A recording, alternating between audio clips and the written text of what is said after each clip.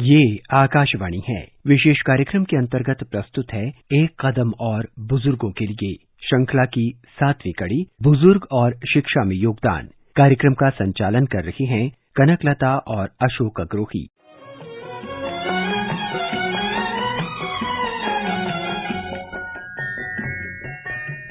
नमस्कार श्रोताओं, कार्यक्रम एक कदम और बुजुर्गों के लिए लेकर हाजिर हैं हम। मैं अशोक अग्रोही और मेरे साथ हैं कनकलता। श्रोताओं, आज के इस कार्यक्रम में जहां हम बुजुर्गों की शिक्षा की बात करेंगे, वहीं उन वरिष्ठ नागरिकों के बारे में भी बताएंगे जिन्होंने बड़ी उम्र में लेखन कर खूब नाम कमाया है। अलिफ ज़बरा अलिफ ज़रे अलिफ पेशो अज बे ज़बर बा बे ज़ेर बे बे पेश बो अलिफ से अब्बन अबिन बिहुर मन अबन अबौआ बे से बब्बन बबिन बिहुर मन बबन बबौआ अलिफ ज़बरा अलिफ ज़रे अलिफ पेशो। दोस्तों, कुछ लोग ये समझते हैं कि अपनी नौकरी या कारोबार से रिटायर होने के बाद इंसान जिंदगी से भी रिटायर हो जाता है। ऐसे लोगों को आज लखनऊ के हमारे 74 साल के श्रोता डॉक्टर अशोक कुमार शर्मा की कहानी जरूर सुननी चाहिए। मैं अशोक कुमार शर्मा गणित में पीएचडी हूँ। पीएचडी कर ही रहा था कि बैंक में नौकरी मिल गई और मैं बैंक की सेवा में आ गया। किंतु फिर भी मैंने रिसर्च करना छोड़ा नहीं और बैंक में आने के 2 वर्षों के अंदर ही मैंने अपनी पीएचडी पूरी करी। लिखने में मेरी रुचि बचपन से ही थी। मुझे स्मरण है कि पहली कहानी मैंने तब लिखी थी जब मैं कक्षा 7 का विद्यार्थी था। बैंक की सेवा के मध्य यह लिखना पढ़ना नहीं चल सका, किंतु बैंक की सेवा से अवकाश प्राप्ति के बाद ये पुनः चल निकला। इसके बाद लगभग 4 वर्षों तक मैं कविताएं लिखता और गोष्ठियों में जाता रहा और इस मध्य कविता की 2 पुस्तकें भी आईं। जब मैं यह लिख रहा था तब मेरे साहित्यिक मित्रों ने मुझे बहुत समझाया कि ये सब लिखने में क्यों पड़े, आजकल ये सब पढ़ता ही कौन है। किंतु फिर भी मैं लगा रहा। इसके बाद तो इसी तरह के पौराणिक चरित्रों पर लिखने का सिलसिला प्रारंभ हो गया और मैंने शिव, शूर्पणखा एक लड़की अलग सी, अंजनी सुत की आत्मकथा, भगवान के 10 अवतारों पर द 10 इनकारनेशंस, फिर एक किरण की वापसी और राधा कृष्ण और समय के पदचिन्ह आदि पुस्तकें लिख डाली। इस मध्य छोटे बड़े कुछ साहित्यिक सम्मान भी मिले और बराबर कुछ न कुछ लिखता ही रहता हूँ और इस कार्य में बहुत सुख की अनुभूति भी होती। डॉक्टर अशोक शर्मा की मेहनत रंग लाई और परिणाम यह हुआ कि उत्तर प्रदेश हिंदी संस्थान ने वर्ष 2021 के लिए डॉक्टर अशोक शर्मा को साहित्य भूषण सम्मान और साथ में 2.5 लाख रुपए का पुरस्कार देने की घोषणा कर दी। श्रोताओं, यदि डॉक्टर अशोक शर्मा ये कर सकते हैं तो आप भी शिक्षा या सृजनशीलता के क्षेत्र में निश्चित रूप से ऐसा कुछ अवश्य कर सकते हैं जो दूसरों के लिए मिसाल बन जाए। अलिफ से अल्लाह, पे से भगवान और पे से परवाना और पे से परवाना, जो ना माने क्षमा को दीपक होगा कोई दीवाना, होगा कोई दीवाना। अलिफ ज़बरा अलिफ ज़रे अलिफ पेशो अज बे ज़बर बा बे ज़ेर बे बे पेश बो अलिफ से अब्बन अबिन बिहुर मन अबन अबौआ बे से बब्बन बबिन बिहुर मन बबन बबौआ अलिफ ज़बरा अलिफ ज़रे अलिफ पेशो। अशोक जी, यहाँ हम अपने श्रोताओं को बताना चाहेंगे कि इस वर्ष बुकर पुरस्कार के लिए जो किताबें शॉर्टलिस्ट की गई हैं, उनमें से एक ट्रेकल वॉकर की लेखक एलन गार्नर हैं, जो सबसे अधिक उम्र के हैं। उनकी उम्र है 87 वर्ष। बुकर पुरस्कार की शॉर्टलिस्ट में ये सबसे छोटी किताब भी है। हमारी शुभकामनाएं एलन गार्नर के साथ हैं। और मैं ये भी बताना चाहूंगी कि पहला आधुनिक अंग्रेजी थिसॉरस 1852 में लिखा गया था और इसे लिखने वाले थे एक अंग्रेज चिकित्सक और भाषा शास्त्री पीटर मार्क रोजे, और उन्होंने ये थिसॉरस सेवानिवृत्त होने के बाद लिखा था। उस समय उनकी उम्र 73 वर्ष की थी। इसी तरह लॉरा इगल्स वाइल्डर की पहली पुस्तक little house in the big woods 1932 में प्रकाशित हुई थी, जब वे 65 वर्ष की हो चुकी थी।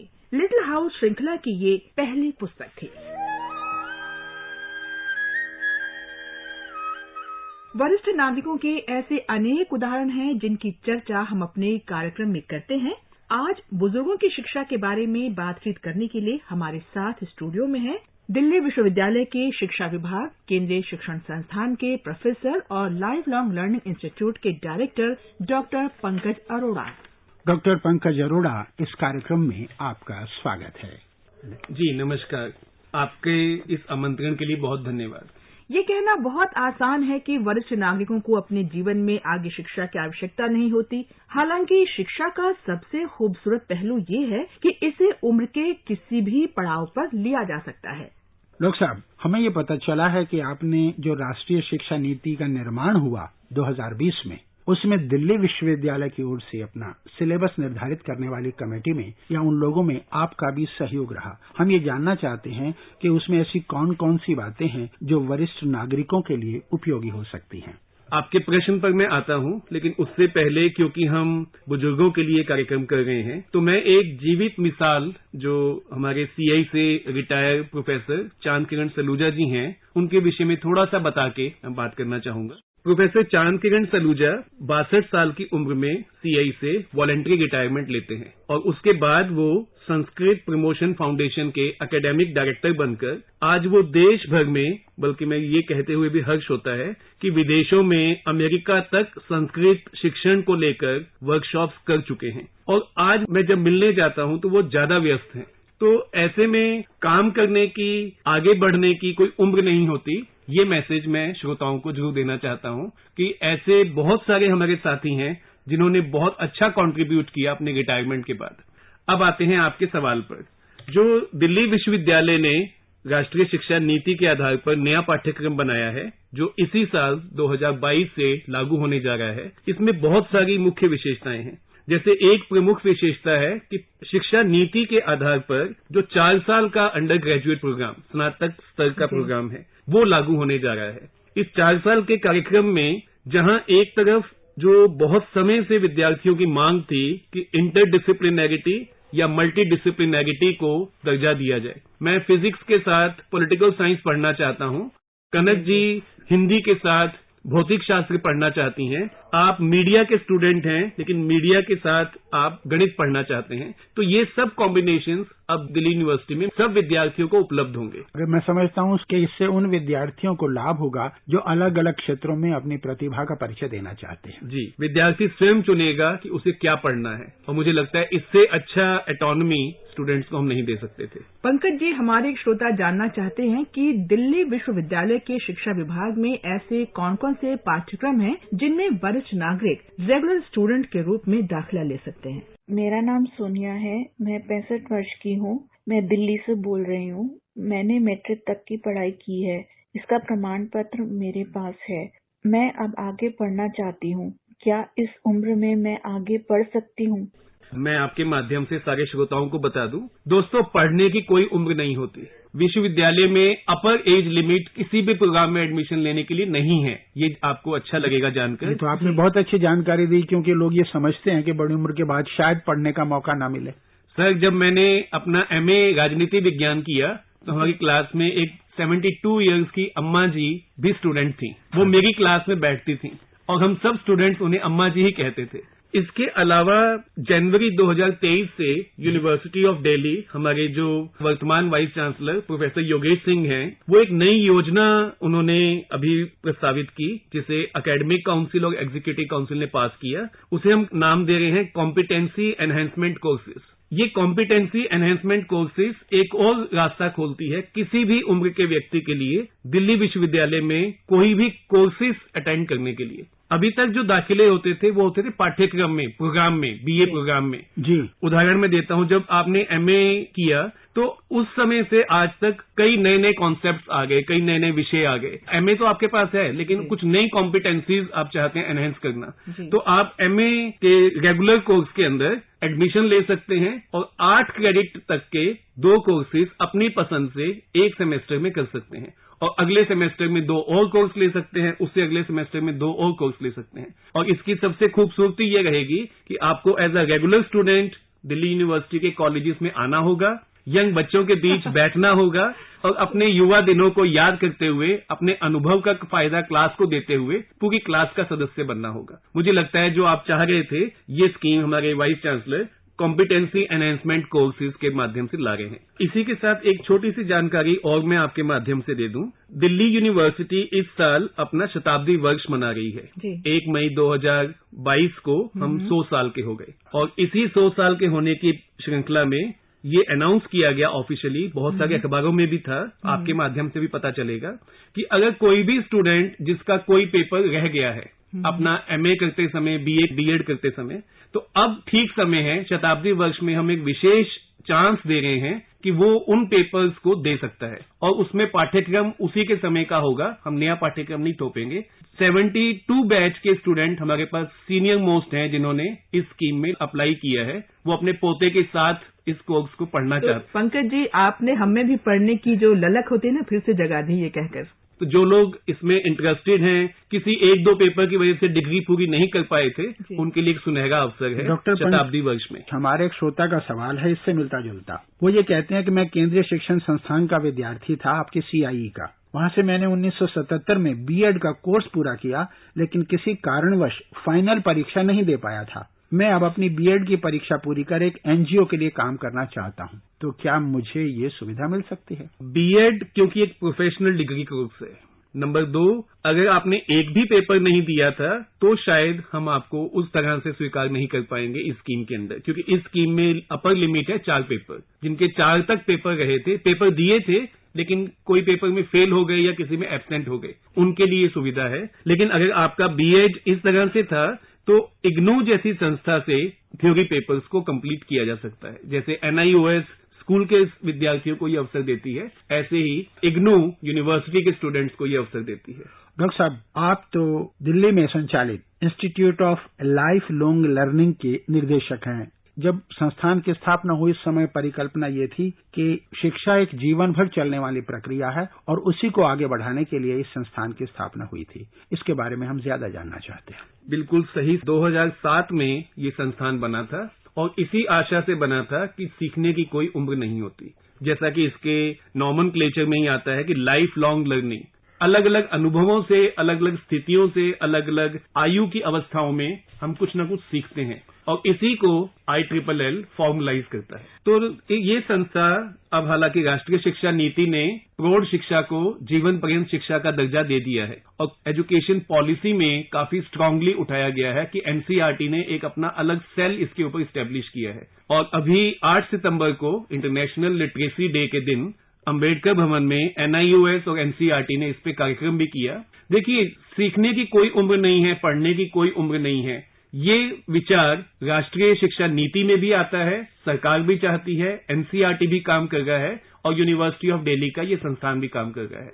ILLL में जो आपने विशेष रूप से पूछा, जितने भी कार्यक्रम हैं उनमें ऑनलाइन प्रोग्राम भी बहुत सारे हैं। जो लोग दूर दराज बैठे हैं या सेहत के हवाला देते हुए वो किसी वजह से फिजिकली नहीं आ पाते, उनके लिए ऑनलाइन प्रोग्राम भी बहुत सारे हैं। मैं आपके माध्यम से सारे श्रोताओं को बता दूं कि वो अगर चाहें तो ILLL वेबसाइट जरूर देखते रहें। उस पे हर महीने कुछ नए कार्यक्रम जुड़ते जाते हैं और एनरोल करें और वो कंप्लीट सर्टिफिकेट कोर्सेज कंप्लीट करें। पंकज जी, एक हमारे श्रोता हैं जिनकी उम्र 60 वर्ष से अधिक है। उन्होंने पूछा है। मेरा नाम विजय सिंह है, मैं हैदराबाद से हूँ। मैं 62 वर्ष का हूँ। मैंने 10वीं तक पढ़ाई की है, पर इसका प्रमाण पत्र मेरे पास नहीं है। आगे पढ़ने के लिए क्या मुझे प्रवेश मिल सकेगा? उनका कहना है कि उन्होंने पास की है 10वीं की परीक्षा, पर प्रमाण पत्र कहीं खो गया है। नहीं, देखिए, फॉर्मल जो हमारा एजुकेशन सिस्टम है वो प्रमाण पत्र तो मांगता है। तो ऐसे व्यक्ति को चाहिए कि वो NIOS से 1 साल लगाकर 10वीं दोबारा कर ले, सीधा 10वीं कर ले और 10वीं का सर्टिफिकेट आते ही आगे की पढ़ाई का रास्ता खुल जाएगा। वो रेगुलर स्टूडेंट की तरह दाखिला ले सकते हैं। फिर NIOS में रेगुलर नहीं है, स्कूल में रेगुलर नहीं होता, यूनिवर्सिटी में एज लिमिट नहीं है, स्कूल में आयु का एक स्तर है। उसके बाद नहीं, 10वीं पास करके फिर 12वीं करें NIOS से और फिर यूनिवर्सिटी सिस्टम में उनका स्वागत है। 10th के बाद हम विश्वविद्यालयों में नहीं ले पाते, 12th करना होगा। तो अगर इसमें वो थोड़ा सा रुचि लेंगे और NIOS से 12वीं कर लेते हैं तो विश्वविद्यालय में उनका स्वागत है। डॉक्टर साहब, इससे अब थोड़ा सा अलग होकर हम बात करना चाहते हैं। हम ये जानते हैं कि कोई भी व्यक्ति शिक्षा ग्रहण करता है, उसके 3 उद्देश्य होते हैं। या तो विषय की जानकारी लेता है, या उसको रोजगार मिल सके, या उसकी सोच में बदलाव आ सके। अब यहाँ हम उस पक्ष की बात कर रहे हैं जहाँ रोजगार की बात होती है। हमारे एक युवा श्रोता हैं जो एक NGO से जुड़े हैं और वो बेसहारा बुजुर्गों के रोजगार के लिए काम कर रहे हैं। वो ये जानना चाहते हैं कि बुजुर्गों को वो ऐसा क्या सिखाएं, क्या ट्रेनिंग दें कि उनकी कुछ आमदनी भी हो जाए और उन्हें अपने छोटे मोटे खर्चे के लिए दूसरों पर निर्भर न रहना पड़े। इसके लिए जो विश्वविद्यालयों में या ILLL जैसे आपने पूछा, बहुत सारे short term courses, certificate courses चलाता है, जिसमें भाषा संबंधी हैं, एडिटोरियल काम करने से संबंधित हैं, होम साइंस के कुछ प्रोग्राम्स हैं, और जो गैजेट्स हैं इनकी न सिर्फ फंक्शनिंग समझना बल्कि इसकी टेक्निकलिटीज को समझना भी इन कार्यक्रमों में शामिल है। तो ऐसे किसी भी कार्यक्रम में अपना इंटरेस्ट इस्टेब्लिश करके उसकी प्रोफेशनल ट्रेनिंग ली जा सकती है। पहले एम्प्लॉयमेंट एक्सचेंज की एक ऑफिस होते थे जहां लोग रजिस्ट्रेशन करा देते थे, उनको रोजगार के लिए बुलाया जाता था या साक्षात्कार के लिए बुलाया जाता था। क्या बुजुर्गों के लिए ऐसा कोई एम्प्लॉयमेंट एक्सचेंज है? अशोक जी, पढ़ने की कोई उम्र नहीं है, लेकिन अलग अलग नौकरियों में अपर एज लिमिट है, तो वो अपर एज लिमिट के आधार पर ही बुलाया जाएगा। और बहुत सारे जो प्रोफेशंस हैं उनमें 40 से पहले ही उम्र आमतौर पे समाप्त हो जाती है।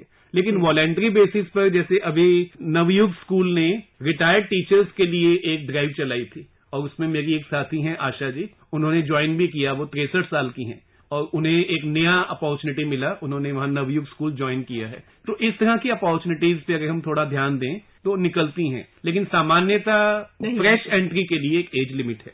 अब रोजगार से थोड़ा हट के बात करें शौक की, हॉबीज की। हमारे एक मित्र विज्ञान पर आधारित कविताएं लिखते हैं। उन जैसे बहुत से सृजनशील वरिष्ठ नागरिकों की समस्या ये है कि वे तकनीकी जानकारी के अभाव में सोशल मीडिया पर अपनी प्रतिभा को सही ढंग से प्रस्तुत नहीं कर पाते हैं। क्या ऐसे लोगों के लिए सोशल मीडिया की बेसिक जानकारी देने के लिए कोई पाठ्यक्रम है, कोई कोर्स है? सोशल मीडिया के लिए जो पाठ्यक्रम है वो YMCA, YWCA से ऐसे शॉर्ट टर्म कोर्सेज चलते हैं। और सोशल मीडिया में मुझे लगता है कि फॉर्मल थियोरिटिकल क्लासेस से ज्यादा प्रैक्टिकम की नॉलेज होना चाहिए। यहाँ मैं ये बताना चाहूंगी कि एज वेल और हेल्पेज इंडिया जैसी जो स्वैच्छिक संस्थाएं हैं वो बुजुर्गों को इस तरह का प्रशिक्षण दे रही हैं। उन्हें सिखाते हैं यूट्यूब कैसे ब्राउज कर सकते हैं, अपना फेसबुक अकाउंट कैसे बना सकते हैं, स्काइप और वीडियो कॉल कैसे कर सकते हैं। तो ये काफी मददगार हो रहा है बुजुर्गों के लिए। ये NGO के माध्यम से, जैसे कनक जी ने कहा, बहुत इस तरह के NGO हैं। या फिर हमें अपने पारिवारिक सर्किल में ही जो युवा पीढ़ी के बच्चे हैं उनसे अगर हम थोड़ा सा समय लें और उनके साथ इंटरेस्ट दिखाएं तो ये चीजें सीखी जा सकती हैं। ये ऐसा कठिन नहीं है जिसको बहुत लंबा समय चाहिए। डॉक्टर पंकज अरोड़ा, आप हमारे श्रोताओं को रिटायरमेंट के बाद सीखने सिखाने के बारे में जो जानकारी दे रहे हैं, हम ये समझते हैं कि उससे हमारे श्रोताओं में जोश भर गया होगा और उन्हें ये मन में विचार आ रहा होगा कि हमें आगे पढ़ना चाहिए। आनंद और उत्साह के इस माहौल में हम ये चाहेंगे कि आपकी पसंद का एक गीत हमारे श्रोताओं को सुनवाया जाए। आप बताइए, हमारे श्रोताओं को आप कौन सा गीत सुनवाना चाहेंगे? देखिए, क्योंकि कार्यक्रम बुजुर्गों के लिए है तो सुनहरा जीवन के जो पल थे, सुनहरी जो घटनाएं हैं, उनकी तरफ मैं ले जाने वाला एक गीत, आ चल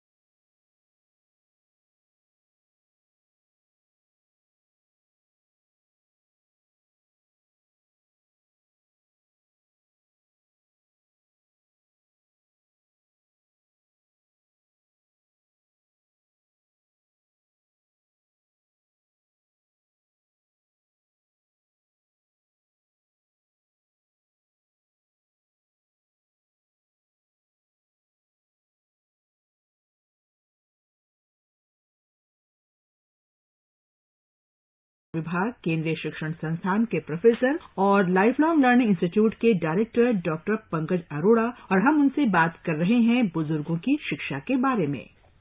पंकज जी, आपका शिक्षा के क्षेत्र में लंबा अनुभव है। आपने 8 पुस्तकें भी लिखी हैं। अपने अनुभवों के आधार पर आप क्या सुझाव देना चाहेंगे ताकि हमारी जो वर्तमान शिक्षा प्रणाली है वो बुजुर्गों के लिए और उपयोगी हो सके? इसमें थोड़ा सा सहयोग मैं अपने बुजुर्ग साथियों से, श्रोताओं से भी चाहूंगा कि वो ये मानना छोड़ दें कि वो बुजुर्ग हैं।